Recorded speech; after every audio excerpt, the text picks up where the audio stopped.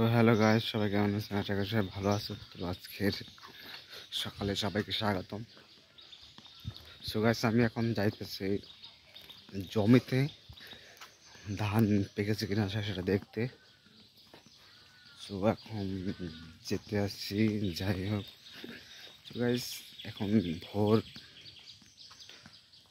6:20 বাজে। তো এখন আমি জমিতে যেতেছি।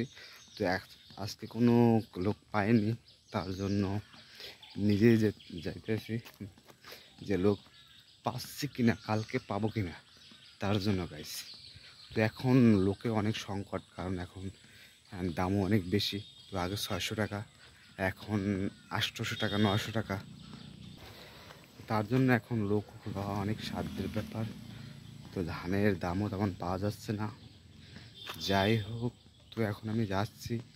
আমার পাশে খাল বিল সবাই আসছে চারপাশে। তো সকালে আবহাওয়াটা অনেক শুষ্ক, না না গরম, না শীত, মানে মাঝারি সাইজের, যাকে বলা হয় মিডিয়াম।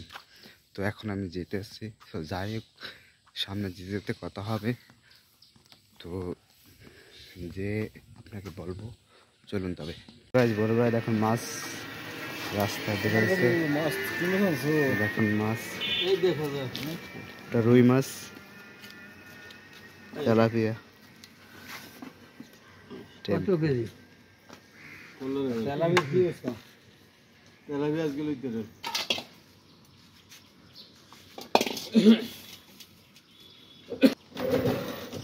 দেখতে পাচ্ছেন ভোরবেলা সকালের মাছ। এখানে পাখির কিচিরমিচির দেখতে পাচ্ছেন গাইস। এখানে পাখিগুলো উড়ে যাচ্ছে। তো আজকে ভোরবেলাটা এখানে হাসপাতাল, এটা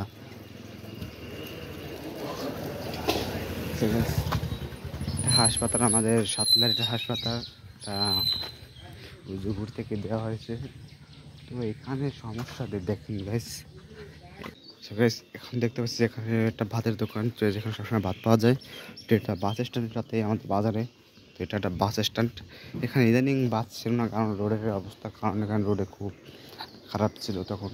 ঢালাই পিচ ঢালাই ছিল না, কোনো কিছু ছিল না, তার জন্য। তো এখন সব ঠিকঠাক হয়ে গিয়েছে। তো এবার দেখতে পাচ্ছেন এখানে বাস। এখানে বাস থাকার কারণে অনেক সুবিধা হয়, সোজাসুজি বরিশাল যাওয়া যায়। তো যাবেন বরিশাল সাতলা থেকে যেতে পারবেন সরাসরি, এখন কোনো ঝামেলা হবে না। তো গাইস, দেখতে পাচ্ছেন এখানে বাস সাতলা বাজারে। ভোরের সকাল, আপনাদের সবাইকে অনেক ধন্যবাদ আপনাদের ভিডিওটি দেখার জন্য। তো এখন দেখা হবে সরাসরি। এখানে ধান দেখতে পাচ্ছেন, ধানগুলো তারা কেটে ফেলেছে, ধান কেটে ফেলে দিয়েছে। তা এখন শুকাবে, করে নিয়ে যাবে।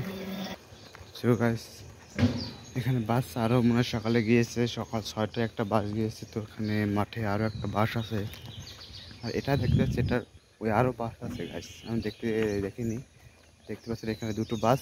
তো এটা দেখতে পাচ্ছেন, একটা হলো মুক্তিযোদ্ধা, এখানে বলে ক্যাম্প ছিল, যা বলতে পারেন যে এখানে তারা কিছুদিন ছিল এই ক্যাম্পটায়। এখানে তখন মুক্তিযুদ্ধের ক্যাম্প ছিল, তারা একদিন না দুদিন জানি এখানে থেকেছিল। তারপরে তারা চলে গিয়েছে। তো এখানে দেখতে পাচ্ছেন ক্যাম্পটা অনেক বড় গাইস। এখানে ক্যাম্পটা অনেক বড় গাইস। যাই হোক, এবার সামনের দিকে যাওয়া যায়। তো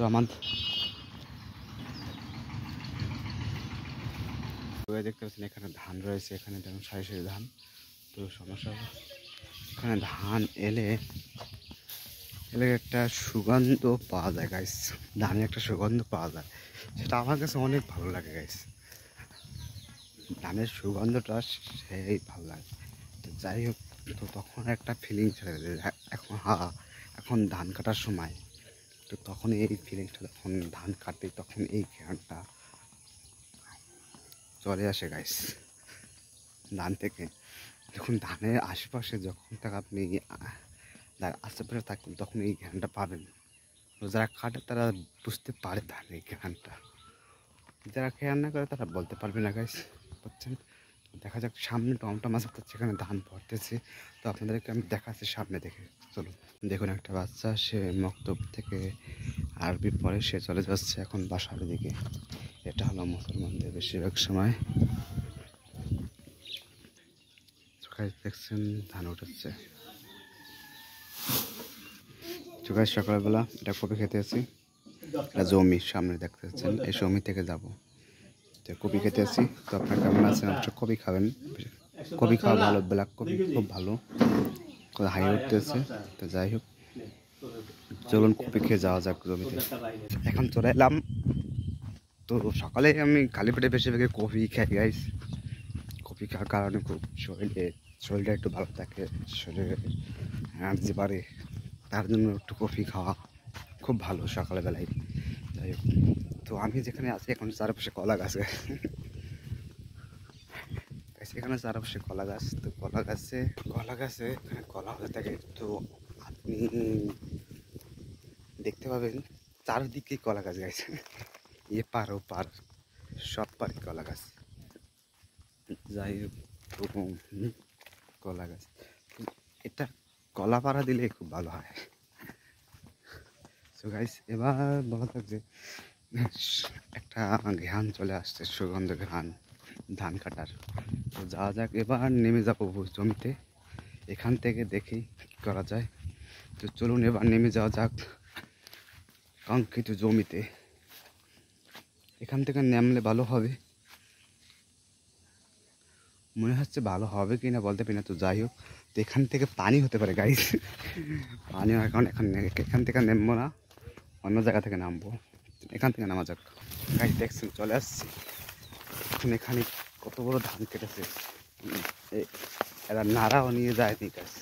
যাই হোক, নাড়া না নিলে না নিক, এবার আমরা যাব সামনের দিকে চলে যেতেছি। ধান কাটবো, আপনারা দেখবেন অবশ্যই, আপনাদের জানাবো, ভিডিও দেখাবো। চলুন তবে। এখানে সম্পূর্ণ কলা গাছ, যত দূর যাবেন তত দূর যাবে কলা গাছ। এটা কলা গাছ, কলা বাগান দিলে খুব ভালো হয় গাছ। আপনি কি বলেন? এখানে নাড়া কেটেছে, দেখেন এখানে নাড়া কেটেছে, ধান কেটেছে, আর এখানে ধান কেটেছে। কতটুকু ডিফারেন্স নাড়ায়, বুঝছেন গাইস? এত ডিফারেন্স নাড়ার ভিতর। তো এটা হলো আমাদের জমি, দেখতে পাচ্ছেন এখানে মাত্র 6 কাঠা, 6 কাঠা, এখানে 6 কাঠা জমি। তো এখান থেকে একটু ধান দাবো, দেখা যাক ধানগুলো পেকেছে কিনা ভালোভাবে। সো গাইস দেখতে পাচ্ছেন ধানগুলো অনেক ভালো দেখাচ্ছে, এখনও একটু কাঁচা আছে। যাই হোক, ও কাঁচায় কোনো সমস্যা নেই গাইস। যাই হোক, তো কাঁচা একটু আছে, দেখতে পাচ্ছেন ধানগুলো। এখানে রোদ উঠেছে, ধানগুলো ভালোই হয়েছে। যাই হোক, আমি আগে যে ধান লেগেছে তার থেকে এটা মনে হয় একটু ভালো হয়েছে। যাই হোক, 6 কাঠা এখানে ধানগুলো। ওখানে সমস্যা কি, আগের ভিডিও দেখাচ্ছিলাম, সেখানে আপনি ইন্দুরে এসে ধানগুলো কেটে ফেলেছে গাইস। এটা কোনো বিষয় না, ধানগুলো কেটে ফেলেছে ইন্দুরে। তো এখন এখানে কোনো ইন্দুরে ধান পায়নি, কারণ চারপাশে দেখতে পাচ্ছেন জমি আর জমি, চারপাশে সবাই ধান লাগাচ্ছে, আমিও লাগাচ্ছি। মানে জমি পার দিয়ে থাকতে পারে, কিন্তু এখান থেকে কোনো নেই। তো আমরা এখন চলে যাচ্ছি। তো এমন এখানে হাঁটার কোনো জায়গায় নেই গাইস। এখান থেকে আমি এখন যাচ্ছি ভিতরের দিকে। এই তো গাইস এসে পড়েছি, এই লাস্ট সীমানা। তো এখান থেকে আমরা ধান কেটা শুরু করব। এই ধানগুলো পেকেছে, তো আমাদের ধানগুলো পেকেছে, আর পাকা লাগবে না। যাই হোক, যা হয়ে গিয়েছে। তো দেখতেছেন ওখানে পরবাসী, চলুন করা যাক গাইস। আকাশে মেঘ হয়েছে, বলতে এখন ধান কাটা উচিত হবে কি বলতে পারি না। যাই হোক, তো এখান থেকে প্রচুর ধান রয়েছে, এখানে প্রচুর ধান রয়েছে কলায়। তো এটা তো এখনো পাকেনি, এটা মনে হয় ভোজন। যাই হোক, কলা ভোজন, এটা ভোজন পাকতে সময় লাগে। তো এটা এখনো মেঘ হয়েছে, তো মেঘে ধান কেটে যাবে কি না, সম্ভবত মেঘে ধান কাটা না কাটাই ভালো খুব। তো এখন দেখা যাক কি হয়। তো ধান কাটবো কি না বলতে পারছি না। তো এখন দেখি করা যায়। তো আমি তা আসলাম ধান কাটার জন্য, দেখি কিছুটা কাটতে পারি কিনা। এখানে 6 কাঠা রয়েছে। তো আকাশে দেখতে পাচ্ছেন কোনো মেঘ রয়েছে, তো সূর্য মামা ডুবে গেছে। তো এখন ধান কাটা উচিত হবে না মনে হচ্ছে, যাই হোক, কারণ ধান কাটলে তো এখন বৃষ্টি হয়ে গেলে অনেক সমস্যা হয়ে যাবে, ধান ভিজে যাবে। তো এভাবে থাকাও খুব ভালো ধান। তো দেখি, তবে ধান এটা ভালো হয়েছে, ধান এখানে যা দেখতে পাচ্ছি। তো দেখা যাক কি হয়। বাতাস তো আছে, মনে হচ্ছে না মেঘ উড়ে যাবে। বাতাসে মেঘ উড়ে যাওয়ার কথা তো বলতে পারছি না। তো ইদানিং অনেক রৌদ্র পড়েছে, এখানে প্রায় 38-37 ডিগ্রি সেলসিয়াস তাপমাত্রায় উঠে গেছে। তো এবার এখানে কোনো ধান কাটার মেশিনও নেই যে ধান কাটার মেশিন দিয়ে ধান কেটে যাবো। তো এখানে ধান কাটার মেশিন কাটলে সমস্যা কি দেয়। সরকার দেখতে পাচ্ছেন আমি এতটুকুই কেটেছি আজকে। তো কষ্ট হয়ে গেছে, কিছু খাইনি তার জন্য। দেখুন হাড়টা কী হয়েছে দেখছেন, এখানে লাল হয়ে গেছে গাইস, ঠোসা পড়ে মনে হয় কাছে ধরার কারণে। তো অনেক 1.5 কাঠা 1 কাঠা দাঁড়িয়েছি, তো আর বাকি আছে। তো আর পারছি না, ক্লান্ত হয়ে গেছে, কিছু খাইনি, পানি তৃষ্ণা লাগছে। তো এখন যাব দেখি। So guys, good bye. দেখতে পাচ্ছেন আমি ঘেমে গেছি। তো এখন এই পর্যন্তই গাইস। এখন রৌদ্র পুরোটা ওঠে নাই, তো এখন কিছুটা রৌদ্র তাপটা কম, এখন মনে হচ্ছে 30 সেগুলো হবে। সো গাইস, যাই হোক, 30 ডিগ্রি সেলসিয়াস তাপমাত্রা এখন সম্ভবত হতে পারে। তো আমি চলে যাচ্ছি, এখন এই পর্যন্তই গাইস।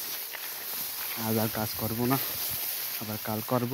তো সো গাইস, দেখা হবে অন্য কোনো ভিডিওতে। Good bye.